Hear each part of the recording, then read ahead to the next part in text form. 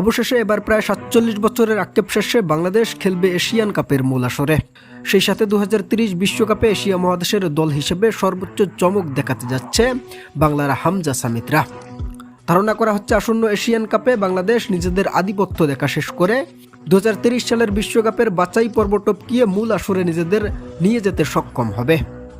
অবশ্য এই সবকিছুর সমীকরণটা এখন অনেকটাই বাংলাদেশের দিকে ঝুঁকিয়ে আছে, কারণ হামজার পর মিডফিল্ডে আর একজন মাত্র কানাডিয়ান প্রবাসী সামিত সোমের যুক্ত হওয়ার পর এশিয়ার সেরা মিডফিল্ড হয়েছে বাংলাদেশের।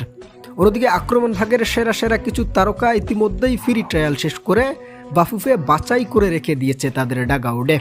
এমনকি বর্তমানে বাংলাদেশ যে স্ট্রাইকার পজিশনের সমস্যায় ভুগছেন, আগামীতে সেই সমস্যারও সর্বোচ্চ সমাধান পেয়ে গেছে বাফুফে। যদিও বয়সের কারণে ট্রায়াল দেওয়া সব প্লেয়ার এখনই জাতীয় দলে জায়গা দিচ্ছে না বাফুফে, তবে খুব শীঘ্রই তাদের দেশের জার্সিতে অভিষেক শেষ করে বাংলাদেশ হয়ে উঠবে এশিয়া মহাদেশের সেরা দল।